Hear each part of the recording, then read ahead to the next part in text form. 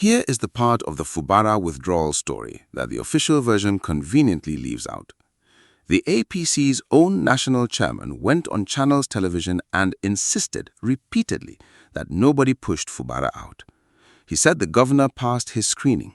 He said the governor bought his forms, attended the exercise, cleared every requirement, and then simply chose, personally, voluntarily, for reasons of his own, to step aside days before the primary. He even said, with a straight face, that Nyesom Wike has no influence whatsoever over what happens inside the APC because Wike is not even a member of the party. Now, here is what actually happened in that same window of time. Wike's loyalists swept the House of Representatives primaries. 19 of 23 cleared aspirants were his people, 4 of Fubara's allies disqualified. The governor walked out of his own screening visibly downcast, refused to speak to reporters, and the speculation that he had failed reached such intensity that the party chairman had to hold a press conference specifically to deny it. And while all of that was happening in the APC, a separate Wike ally, Sam Ejekwu, was quietly emerging, completely unnoticed by most national coverage, as the PDP's governorship candidate for the exact same Rivers State seat. One man does not need 2 backup candidates in 2 different parties unless he's planning for outcomes that the official story is not telling you. That is Wike's actual master plan. And once you see it laid out, the Fubara withdrawal stops looking like a personal choice and starts looking like exactly what it was. Before we go further, if you're new here, Naija Brief exists for one reason: to give Nigerians the political analysis that mainstream media won't. Whether you're in Abuja, Lagos, Kano, Port Harcourt, or London, this channel is for you. Hit subscribe and stay with me. This gets deeper. To understand how Fubara ended up boxed in, you need to go back to the actual sequence of agreements and betrayals, because this did not happen in one dramatic week. It was constructed over more than a year. The original Wike-Fubara peace deal, brokered by President Tinubu in December 2023, broke down within months. Fubara quietly began asserting independence from Wike, and the political actors in Rivers State immediately took fights. By 2024, the conflict had escalated into a wave of impeachment attempts, an arson attack on the State Assembly, and eventually, on March 18, 2025, a 6-month state of emergency that suspended Fubara, his deputy, and the entire House of Assembly, replacing them with a sole administrator. Tinubu brokered a second peace deal in June 2025. The terms, according to multiple sources, were explicit.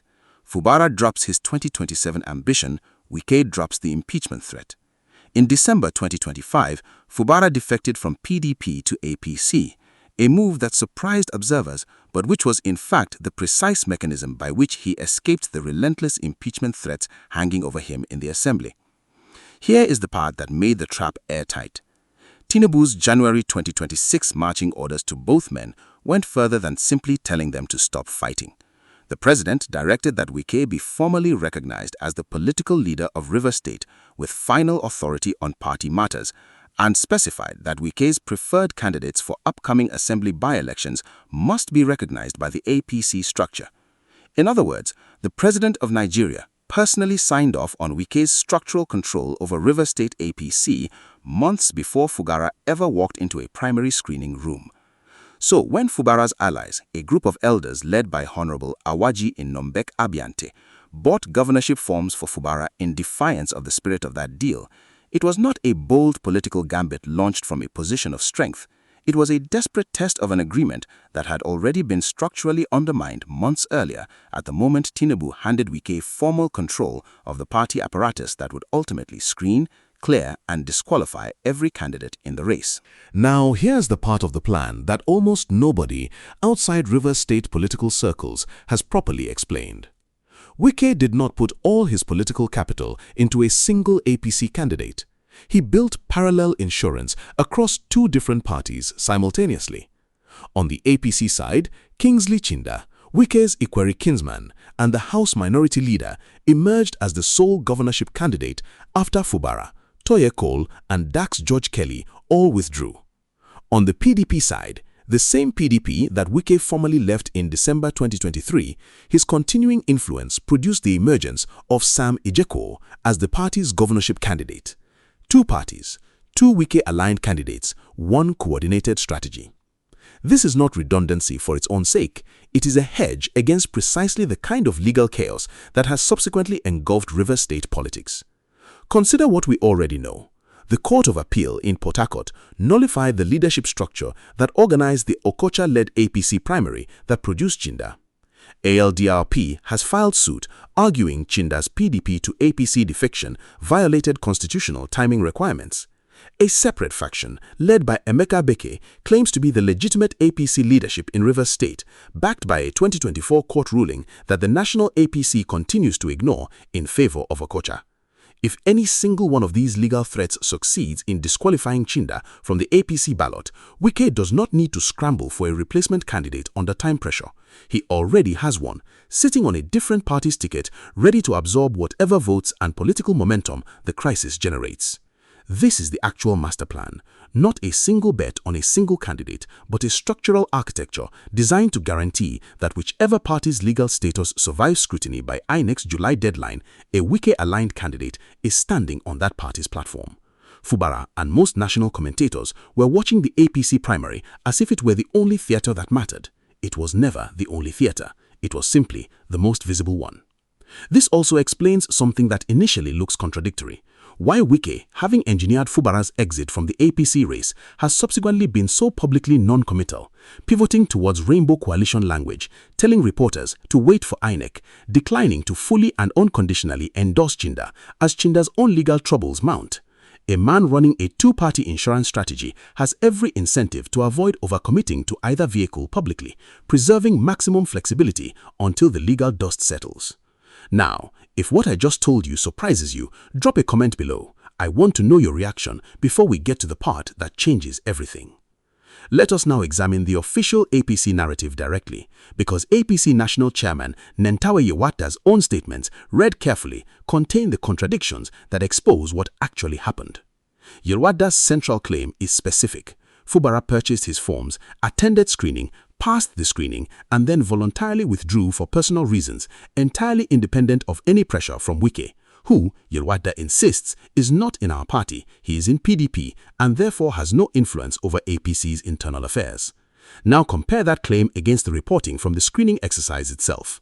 Multiple outlets, Punch, The Cable, PM News, independently described Fubara as appearing visibly downcast after his screening, declining to speak to journalists, behavior that fueled widespread speculation he had actually been disqualified.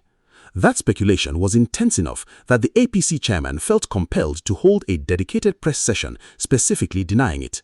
You do not need to hold a press conference to deny a non-story. The fact that Yewata felt the claim required active public denial tells you the speculation had real political weight. Now, consider the House of Assembly primaries that happened in the same window.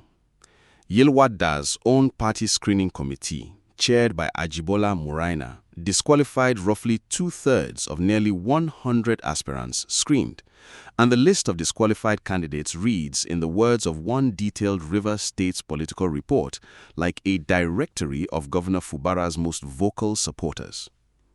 High-profile Fubara loyalists, Victor Oko-Jumbo, Sokari Goodboy, Timothy Orubanugha, Chioke Ihunwo, all disqualified, typically on minor technical grounds, missing PVCs, affidavit inconsistencies, membership record discrepancies. Meanwhile, 19 of 23 cleared House of Representatives aspirants were identified as Wike loyalists. One disqualified aspirant, Gogo Ogute Isaiah, said he met every requirement, paid every fee, and only learned of his disqualification through social media, never through any formal communication from the party. Disqualified Fubara aspirants called this pattern a mathematical impossibility.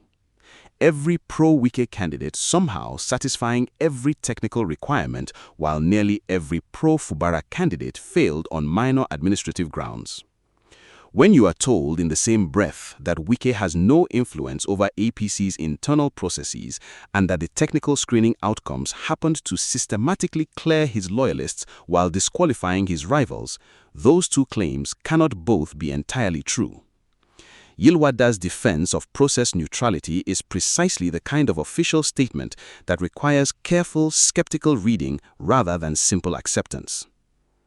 The deeper lesson of Wike's two-party insurance strategy extends well beyond Rivers State, and it should concern anyone thinking seriously about Nigerian democracy heading into 2027. What Wike has demonstrated is that genuine political dominance in the current Nigerian system does not require winning every legal or procedural battle. It requires building enough redundancy across enough institutional pathways, party structures, screening committees, legal teams, presidential relationships, that no single setback is fatal. Lose the APC chairmanship fight to the Beke faction, pivot toward rainbow coalition framing.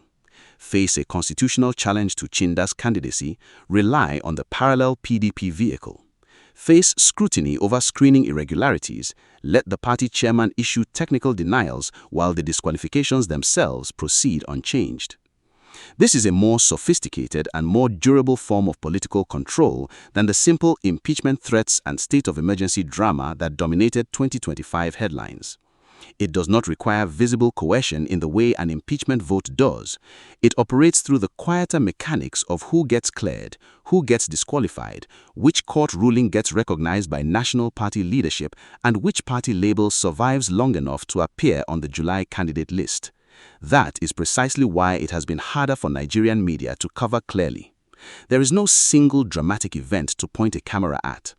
There is instead a pattern, visible only when you trace the screening outcomes, the parallel candidacies, and the carefully calibrated public statements across many months simultaneously.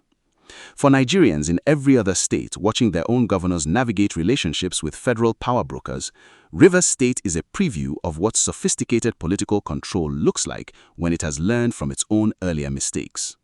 The crude tools, impeachment, state of emergency, sole administrators, generated national outrage and international scrutiny. The current toolkit, dual-party candidate insurance, technical screening disqualifications, calculated public ambiguity, generates the same outcome with far less visible friction. 3 things to watch as Wike's dual candidate strategy plays out toward INEC's July deadline. First, which party Wike formally and publicly commits to once the legal picture stabilizes. His continued ambiguity, declining to officially announce a preferred candidate even as Chinda visibly carries his backing, will resolve the moment the ALDRP litigation and the Beke faction dispute produce clearer outcomes. Watch for the moment Wike stops hedging and commits fully to either Chinda's APC candidacy or Ejekwu's PDP candidacy. That moment will tell you which legal threat he assesses as more dangerous. Second, whether the disqualified Fubara loyalists succeed in their promised appeals to APC's national leadership. If Victor Okojambo, Sokari Goodboy, and the dozens of other disqualified aspirants secure reversals, it would represent the first genuine crack in the screening process's apparent one-sidedness. If their appeals are quietly buried, it confirms the pattern critics have already identified. Third, Tonye Cole and the Amaechi-aligned bloc's next move. Cole has vowed never to step down for anybody, even as his structural weakness in Rivers State makes him an unlikely outright winner. His continued presence in the race, or any late alliance he strikes with either Fubara's residual network or a different opposition platform, could complicate Wike's clean two-party insurance model in ways his current plan has not yet accounted for. What Fubara did not see coming was never a single betrayal delivered in one dramatic moment. It was a slow, structural encirclement built through a presidential directive that handed Wike formal party authority, a parallel candidate quietly positioned in a second party, and a screening process whose technical outcomes happened to align perfectly with Wike's political interests at every single turn. The official story says Fubara chose to step aside. The actual evidence suggests he was never given a real choice to begin with. He simply chose the manner of his own exit rather than the fact of it. Rivers State voters deserve to understand the difference between those two things. And until INEC's July deadline forces every legal and political variable into the open, that difference will remain the central unresolved question of the state's 2027 governorship race.